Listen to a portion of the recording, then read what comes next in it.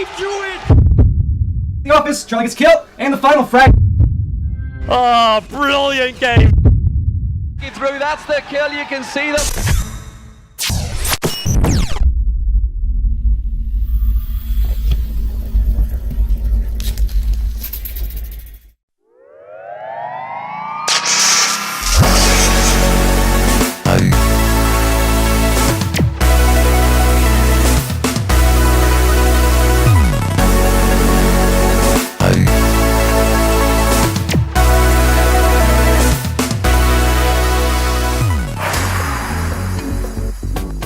Okay, hey guys, welcome back to TangoLive. We missed you for a week there. I believe OrangePulse here was out of town. Yeah, I was out of town for one night, and then I went back out of town up to Canada for a little bit, and then came back, and now I'm back finally. Oh, Great White North. Yeah. But yeah, I got super busy. I had 2 tests. I had some filming to do, and all that jazz. But we are here. I believe this is episode number 5. Yep. Technically week 6, but episode number 5. So we're gonna go with week 5. Yeah. We'll just say last week was a bye week. Today we are gonna talk about the Dark RP server launch. We're gonna talk about the I believe it's Misty Luna Gaming merge. Is it? Yeah, Misty Luna Gaming merge. Okay. And OrangePulse is gonna talk about Dying Light. Are you not? I am. I actually have the game now, so I'm going to go a little in depth on Dying Light, what it's all about. I'm also going to recommend a game for you guys later on, just real quick. It's a bit of an older game, but I love it, so why not? And then I'm going to talk quick about one anime that I started watching with a couple friends of mine, and it literally was a what the fuck moment. So without further ado, I think let's get started. And Eric, I think you have something for us? Yes, to start off the episode this week, I'm going to play a song. I know a few people have been requesting music or did request music, so I'm going to choose one of my absolute favorite cover songs from the Yvette Brothers called Murder in the City. I'm going to drag off of this and I'll play. Need my little nicotine fix. Anywho, without further ado, I will begin. This is called Murder in the City. Originally done by the Yvette Brothers, now being covered by myself.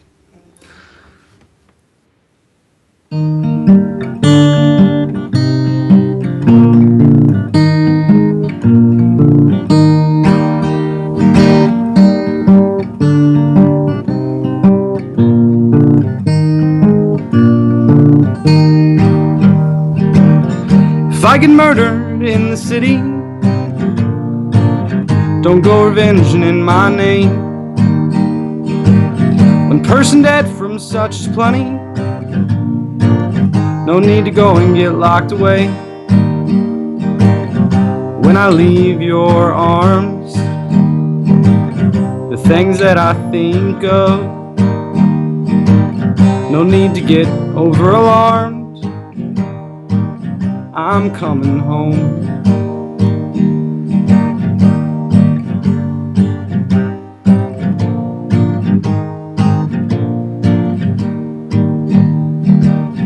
Wonder which brother is better,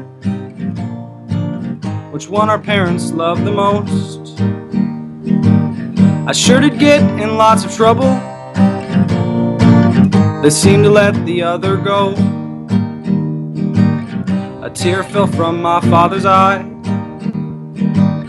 I wonder what my dad would say. He'd say I love you and I'm proud of you both in so many different ways.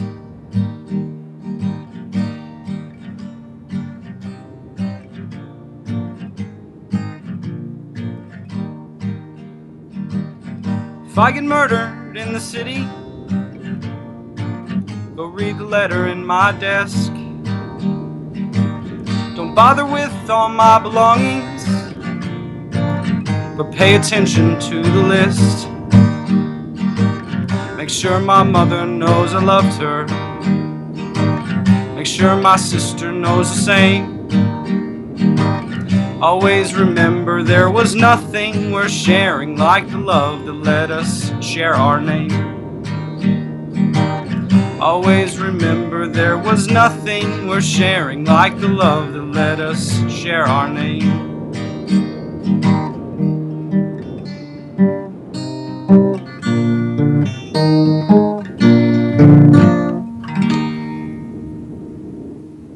All right. Very nice. Appreciate that. No problem. Alrighty. I'm sure you've all, those who check the forums and watch TangoLive and etc.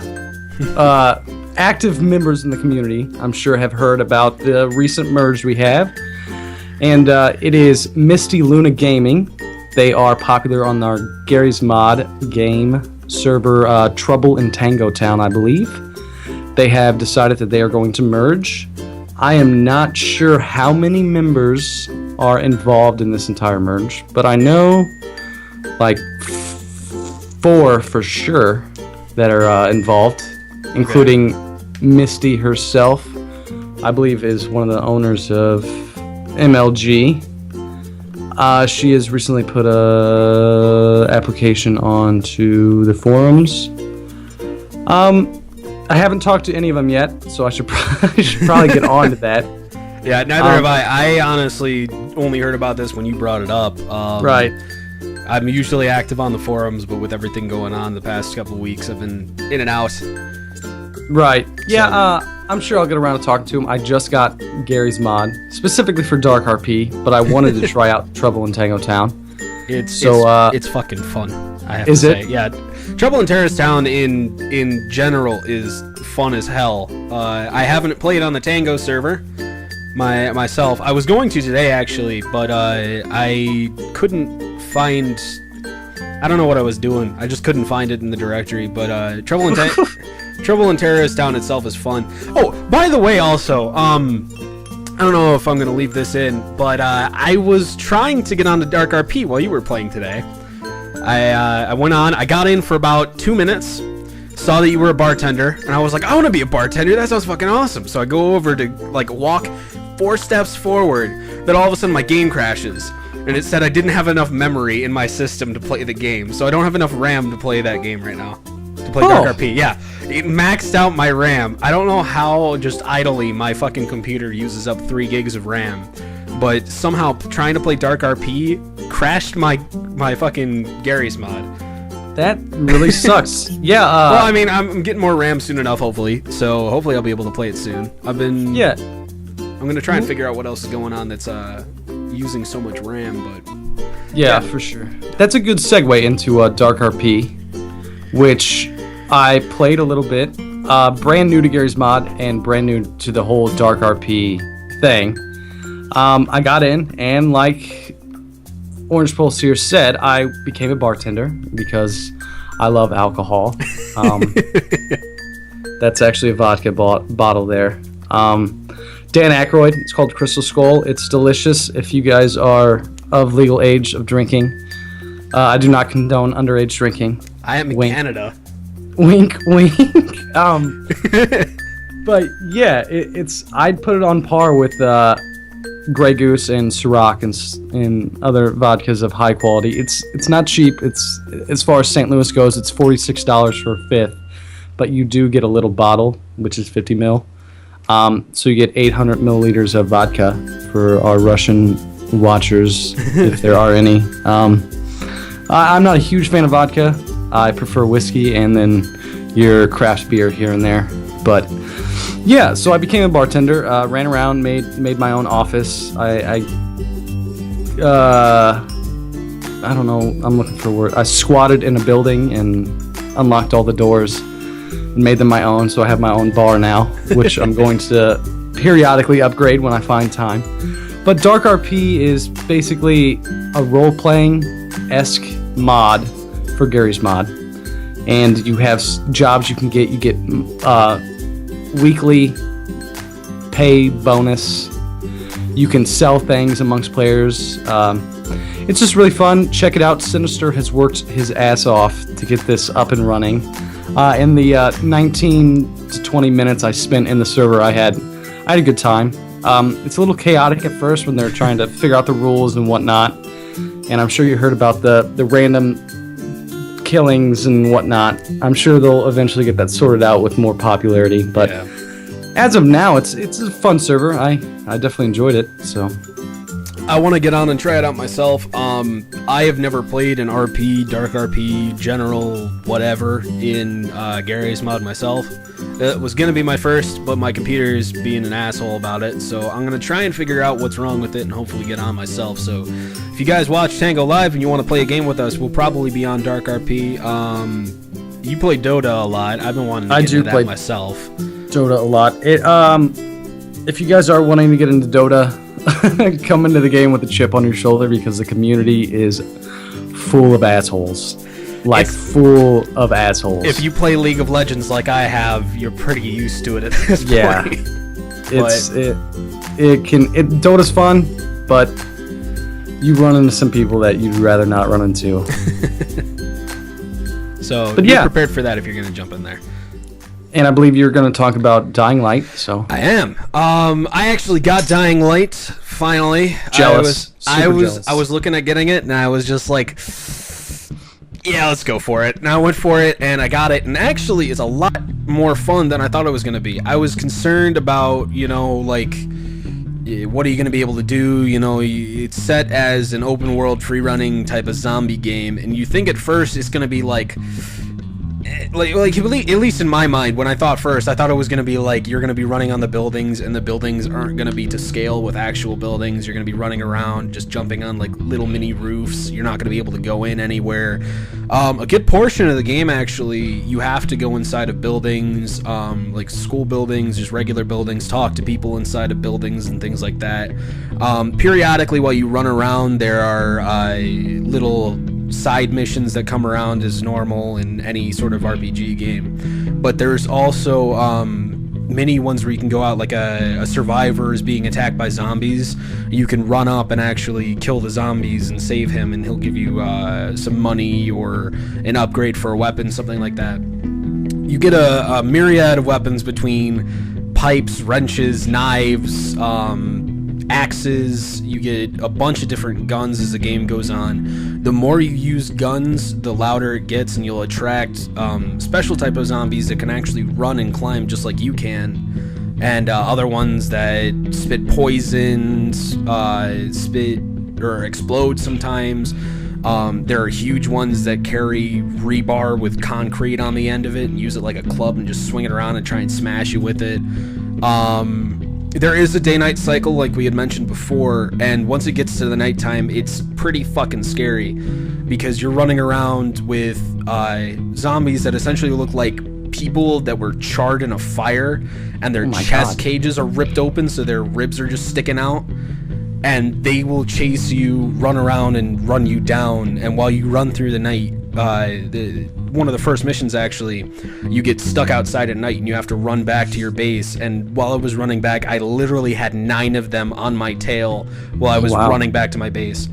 As you climb around, you can get on top of rooftops to stay away from zombies, or you can run along the streets, but most of them are flooded with zombies.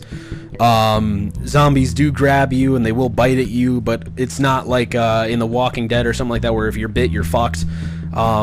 They don't have a cure for the zombie virus in this game, but there is a preventative measure where you can stick yourself with this sort of like I'm trying to find the best word for it. It's not a vaccine, but it holds back your the progression of the virus. Yeah. So like you're bit and you're infected, so you're probably going to turn into a zombie at some point, but as long as you get this medicine, you won't turn. And it'll last you for a certain amount of time. As the missions go on, eventually you need to grab some and then you use it. I don't want to get too far into the story for anybody that's looking to play it because it is a new game. The graphics look beautiful. The day-night cycles are awesome. It'll actually tell you what time, whether you can see on your watch or if you open up your inventory. At the top right of your inventory, it'll tell you what time it is, and at 9 o'clock or 2100 hours, it'll actually turn to nighttime. So you have until that time to get out and do things. Now, there are benefits to running around at nighttime besides, the myriad of extra zombies you get to fight. Your skills, you have free running skills, you have fighting skills, and you have survival skills. Those all have an experience boost, so while you're running around at nighttime, you accumulate a certain amount of them, and then as soon as you get into a safe zone, it'll give you those extra points, and you'll level up a lot faster by running around at night. But it is a lot harder as the converse of that. There are a bunch of safe zones throughout the cities. You can unlock new safe zones by going into them, killing the zombies that are there, shutting the door and turning on the power. And then during the nighttime, while the zombies are all around you, you can run into the safe zones and stay there, sleep through the night. Generally, you'll be able to find a vendor or two that'll be in the safe zone with you, and you can buy new weapons and upgrades and things. You can craft throwing stars, Molotov cocktails, med kits to keep your health up. It's a lot more expansive than I thought it was. And while you're on rooftops, you can sometimes find verandas where you can just go on to them and find little like chests or these wicker baskets that you can open up and find little crafting materials inside of. So I highly recommend, if you guys have the money or the ability to get the game, wink wink nudge nudge, and you want to play it, feel free to go do it. If you get it in a certain way, I'm not gonna and you like it, please do buy it and support the owners. Even if you already have it, just pay the however much it's gonna be. If you wait until the price drops, that's fine still. Just support the people that make the games. That brings up, I saw something on the forums about why would something somewhere, I think on the forums, where somebody was like, why would I buy this when I can torrent it?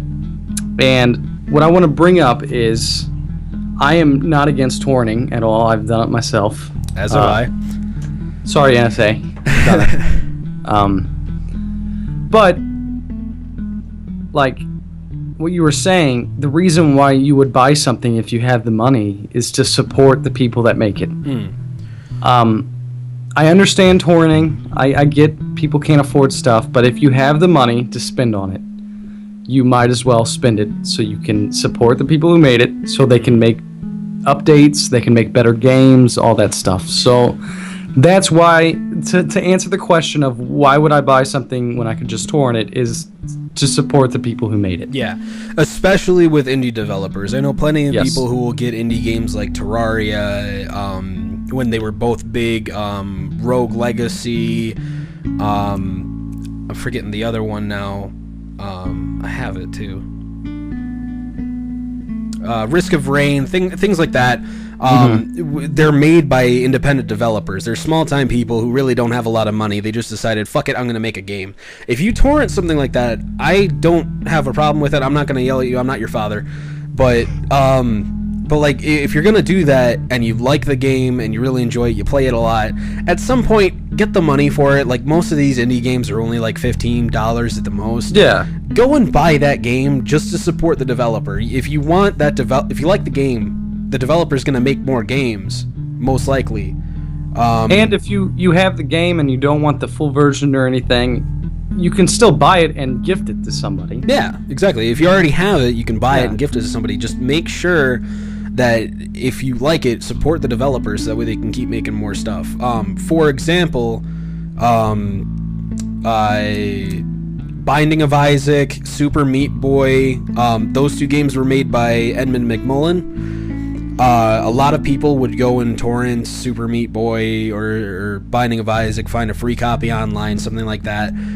He does this for a living. This is all he does to make money. And if you actually watch the movie Indie Game, the movie, it's a documentary on independent developers. They work their asses off, and sometimes even like they, just like us, if you get all frustrated about something, you'll have a breakdown at some points.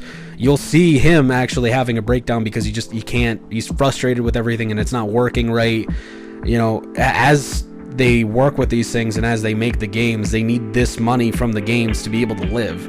So the best thing to do is to, if you like the game, support the people that made it and buy it. For sure.